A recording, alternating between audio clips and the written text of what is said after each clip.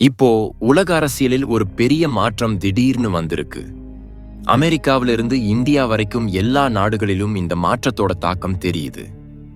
Venezuela நாடு மேல America தாக்குதல் நடத்தின பிறகு அமெரிக்க அதிபர் டொனால்ட் ட்ரம்ப் தன்னை ரொம்ப பலமானவன்னு நினைச்சுக்கிட்டாரு. அந்த அதிக நம்பிக்கையோட தான் இந்தியாவையும் மிரட்டினார். ஆனா ட்ரம்ப் மறந்துட்டாரு, இந்தியா ஏதோ சின்ன அல்லது பலவீனமான நாடு இல்ல, யாரோட அழுத்தத்துக்கும் தலைவணங்கி தன் முடிவுகளை மாத்திக்கிற நாடும் இல்ல. அதனால இந்தியா அதிக சத்தம் போடாம நேரடியா சில முக்கிய நடவடிக்கைகளை எடுத்தது. அந்த நடவடிக்கைகளோட தாக்கம் இப்போ அமெரிக்க பொருளாதாரத்திலையும் அரசியலிலையும் தெளிவா தெரியுது. அமெரிக்க சந்தைகள்ல பதற்றம் ஆரம்பிச்சிருக்கு. ட்ரம்ப் மேல மக்கள் கேள்வி எழுப்ப ஆரம்பிச்சாச்சு. இந்தியா எடுத்த முடிவுகளால அமெரிக்காவுக்கு ரொம்ப பெரிய நஷ்டம் ஏற்பட்டிருக்கு. இந்தியா என்ன பண்ணுச்சு? ட்ரம்ப் கொடுத்த மிரட்டல்கள் ஏன் திரும்ப அவர் மேலேயே விழுந்துச்சு? இப்போ உலகமே இந்தியாவோட அடுத்த நடவடிக்கைகள் என்னன்னு ஆவலோட காத்துட்டு இருக்கு. வெனிசுவேலா மாதிரி சின்ன பலவீனமான நிலையற்ற நாடு மேல தாக்குதல் நடத்தி ட்ரம்ப் உலகத்துக்கு முன்னாடி தன் பெருமையை காட்டுறாரு. ட்ரம்ப் தன்னை ரொம்ப பெரிய தலைவர்னு நினைச்சுக்கிட்டாரு. அவருக்கு தோணுது, உலகமே தன் முன்னாடி தலைவணங்கி நிக்குது. தன் முடிவுகளால உலகத்துல பெரிய மாற்றங்கள் வரும். இனிதான் என்ன சொன்னாலும் எல்லா நாடுகளும் பயந்து அதையே செய்யும். இந்த எண்ணத்தோட தான் ட்ரம்ப் மறுபடியும் இந்தியாவை மிரட்டினார். ஒருவேளை ட்ரம்ப் மறந்துட்டார், இந்தியா வெனிசுவேலா இல்ல, ஈரான் இல்ல, பெரு மாதிரி அருகிலுள்ள நாடுகளும் இல்ல. அந்த நாடுகள் மிரட்டல் கேட்டு அமைதியா ஏத்துக்கும், எந்த எதிர்வினையும் காட்டாம இருக்கும். ஆனா இங்க இந்தியா நின்னுட்டு இருக்கு. இந்தியா ட்ரம்போட மிரட்டலுக்கு நேரடியா பேசாம அமெரிக்காவோட வர்த்தக போர்ல தன் மிகப்பெரிய நடவடிக்கையை எடுத்தது. அந்த நடவடிக்கைக்கு பிறகு அமெரிக்க வர்த்தகத்துறையில பெரிய குழப்பம் ஆரம்பிச்சது. இப்போ அமெரிக்க வர்த்தக தலைவர்களும் வெளியுறவு அமைச்சரும் ட்ரம்பை நேரடியா சந்திச்சு இந்தியா எடுத்த நடவடிக்கைகள் பத்தி பேசுறாங்க. ட்ரம்ப் ஒரு நாள் முன்னாடி சொன்னாரு, இந்தியா விரைவா தன் கொள்கைகளை மாத்திக்கணும், என்னை திருப்திப்படுத்தணும், இல்லைனா இந்தியா மேல டாரிஃப்களை வரி அதிகப்படுத்திடுவோம். இப்போ அந்த ட்ரம்ப் தானே உருவாக்கின பிரச்சனைகள்ல சிக்கிக்கிட்டாரு. இந்த மொத்த சம்பவத்துல இந்தியா வெறும் 24 மணி நேரத்திலேயே ஒரு பெரிய முடிவு எடுத்தது. அதுக்கு பிறகு அமெரிக்கால பெரிய அமளி ஆரம்பிச்சது. வர்த்தக விஷயத்துல இந்தியாவோட அமெரிக்காவுக்கு ஒரு நாளைக்கு எத்தனை பில்லியன் டாலர் நஷ்டம் வருதுன்னு அது அமெரிக்காவுக்கு தான் நல்லா தெரியும்.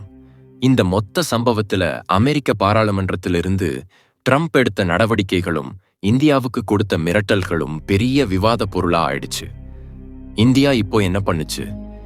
இந்த மொத்த சம்பவம் வெனிசுவேலா மேல அமெரிக்கா எடுத்த நடவடிக்கையோட தொடர்புடையது.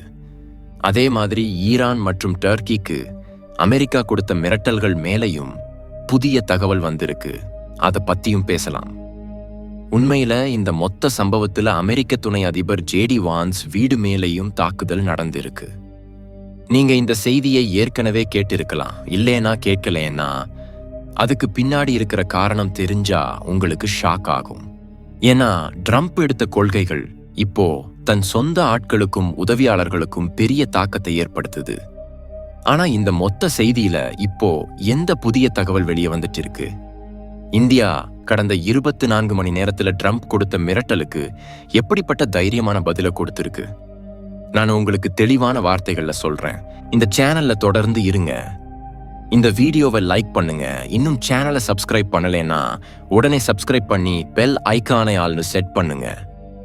அதனால இந்த விஷயங்களுக்கு தொடர்புடைய லேட்டஸ்ட் தகவல் உங்களுக்கு முன்னாடியே வரும். நண்பர்களே, அமெரிக்க அதிபர் டொனால்ட் ட்ரம்ப் புது வருஷம் ஆரம்பிச்ச உடனே ரொம்ப ஆக்ரோஷமா தெரிகிறாரு. கடந்த வருஷம் அவர் உலகத்துக்கு முன்னாடி சாந்தி நோபல் பரிசு தனக்கு வரணும்னு சொல்லிக்கிட்டு தான் உலகத்துல சாந்திய பரப்புறேன்னு சொன்னாரு. இப்போ 2026 வருஷம் ஆரம்பிச்ச உடனே சாந்தி அவருக்கு பிடிக்காத மாதிரி நடந்துக்கிட்டாரு. அதனால வருஷத்தோட முதல் நாட்கள்லயே வெனிசுவேலா நாட்டை குறி வச்சாரு. வெனிசுவேலா ஏற்கனவே பொருளாதார ரீதியா ரொம்ப பலவீனமா மற்றும் நிலையற்ற நிலையில இருக்கு. அங்க அதிபர் மடுரோவை பிடிச்சு கொண்டு போயிட்டாரு. அவர் வீட்டையும் இடிச்சு பெரிய நடவடிக்கை எடுப்பேன்னு மிரட்டினாரு. அதோட இல்லாம வெனிசுவேலால புது அதிபர் பொண்ணு தேர்வான பிறகும் அவளுக்கு மிரட்டல் கொடுத்தாரு. மடுரோவை விட உங்க நிலைமை இன்னும் மோசமா இருக்கும்னு சொன்னாரு. இந்த மொத்த சம்பவத்துல அமெரிக்கா மறுபடியும் இந்தியாவை குறி வச்சது. அது ட்ரம்புக்கு ரொம்ப பெரிய தப்பாயிடுச்சு. ட்ரம்புக்கு தோணுச்சு, வெனிசுவேலா மேலதான் காட்டின தாக்கத்தை பார்த்து உலகமே பயந்து போச்சு. இதுவரைக்கும் தன் வார்த்தை கேளாத நாடுகள் இனி தன் வார்த்தைக்கு கட்டுப்படும். அதனால மறுபடியும் இந்தியாவை மிரட்டினார். ட்ரம்புக்கு எப்பவுமே பிறரை குறைச்சு பார்த்து பேசுற பழக்கம் இருக்கு. ஒரு பக்கம் மோடி தன் ரொம்ப நல்ல நண்பர்னு சொல்லுவார். கமெண்ட் பாக்ஸ்ல ஜெய் ஹிந்த்னு எழுதுங்க, அது ரொம்ப நல்லா இருக்கும்.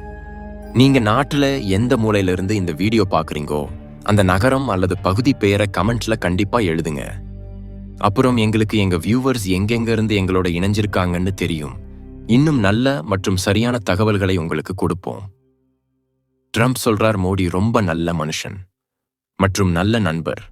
நம்ம இடையில வர்த்தக உறவுகள் இன்னும் மேம்படணும்.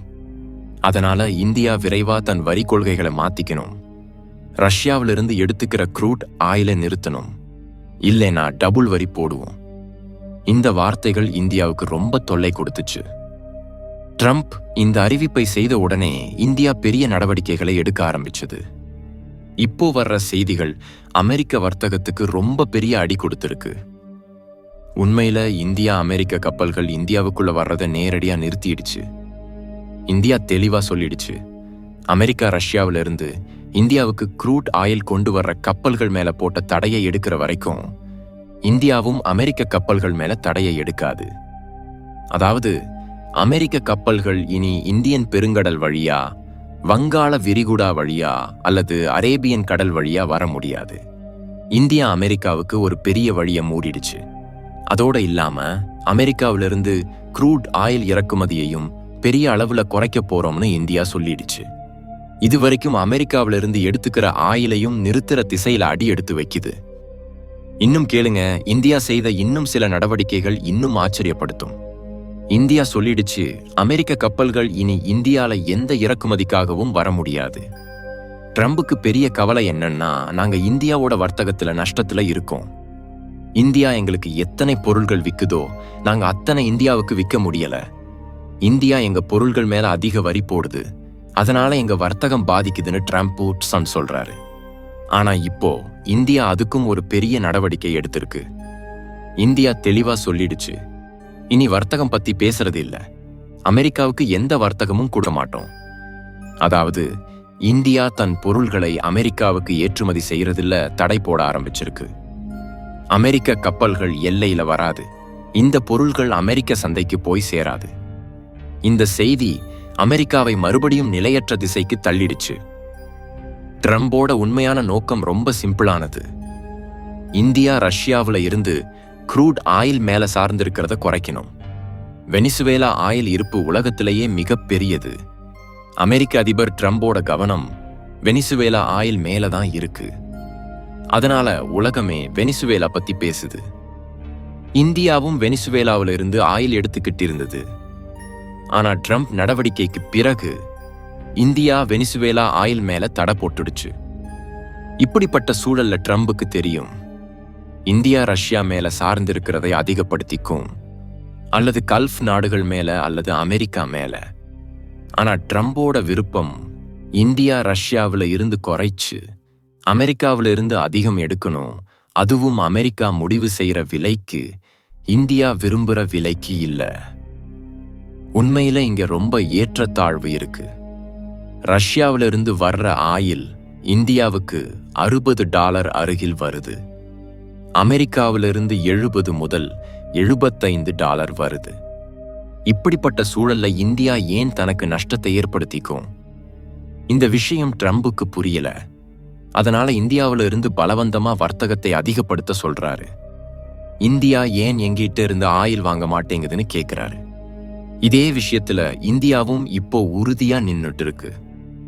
இந்தியா தெளிவா சொல்லிடுச்சு, இப்படிப்பட்ட வர்த்தகம் இனி தொடராது. இந்தியா மற்றும் அமெரிக்கா இடையில உறவுகளும் இப்படி நடக்காது. ஆனா இங்கதான் விஷயம் நிக்கல. இந்தியா ட்ரம்போட நடத்தைக்கு நேரடியா நடவடிக்கை எடுத்து கடந்த 7 மாசத்துல அமெரிக்காவோட நடந்த 3 பெரிய பாதுகாப்பு ஒப்பந்தங்களை 24 மணி நேரத்துல ரத்து பண்ணிடுச்சு. இந்தியா தன் கடற்படைக்காக அமெரிக்காவுல இருந்து சில டார்பிடோக்களை நீருக்கு அடியில வெடிக்கிற ஆயுதங்கள் வாங்கிக்கிட்டு இருந்தது. அவை நல்ல தரமானவைதான். ஆனா அமெரிக்கா அந்த டெக்னாலஜியை இந்தியாவுக்கு டிரான்ஸ்ஃபர் பண்ணல. அதுவும் இந்தியா அவற்றை வாங்கிக்கிட்டு இருந்தது. ஆனா இப்போ இந்தியா அந்த ஒப்பந்தங்களை ரத்து பண்றோம்னு சொல்லிடுச்சு. இனி அந்த ஒப்பந்தங்கள் இருக்காது, அந்த டீல்களும் நிற்கும். இது ட்ரம்புக்கு இன்னும் பெரிய அடியாயிடுச்சு. ட்ரம்ப் இந்தியா மேல எவ்வளவு கோபமா இருக்காரோ இப்போ இன்னும் கோபம் அதிகமாயிடுச்சு. ஆனா ட்ரம்ப் இந்தியாவை ஒரு அங்குலம் கூட நகர்த்த முடியாது. அது அவருக்கு நல்லா தெரியும். இந்தியால நிலைத்தன்மை இருக்கு. அது சுயேட்சையான நாடு. தன் கொள்கைகள், வர்த்தகம், ஏற்றுமதி மற்றும் இறக்குமதி எல்லாத்தையும் தானே கட்டுப்படுத்துது. உலகத்துல 60க்கு மேல நாடுகள் இந்திய பொருள்கள் மேல சார்ந்திருக்கு.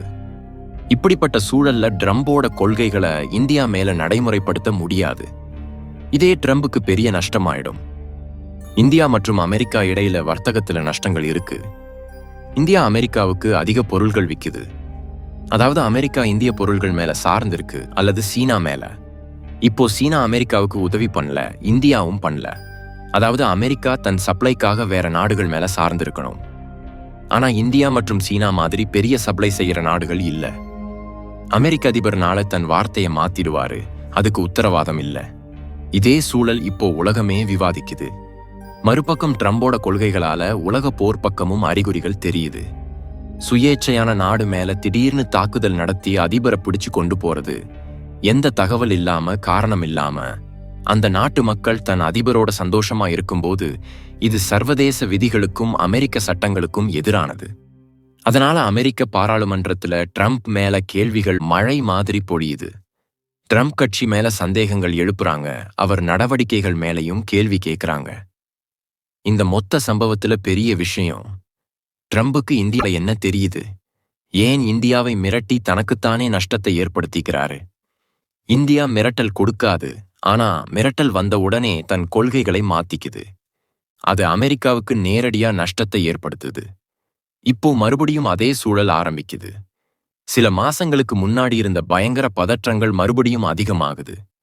ஆனா இந்தியா பேசாம நேரடியா நடவடிக்கைகளை எடுக்குது. உங்களுக்கு என்ன தோணுது? இந்தியா இன்னும் நடவடிக்கைகள் எடுக்கணுமா, இல்ல இங்க நிறுத்தி ட்ரம்போடையும் அமெரிக்காவோடையும் பேச்சுவார்த்தை ஆரம்பிக்கணுமா? கமெண்ட் பாக்ஸ்ல கண்டிப்பா எழுதுங்க. வீடியோவை லைக் பண்ணுங்க. சேனலை இன்னும் சப்ஸ்கிரைப் பண்ணலைனா உடனே சப்ஸ்கிரைப் பண்ணுங்க. பெல் ஐகானை அடிங்க. ஜெய் ஹிந்த்.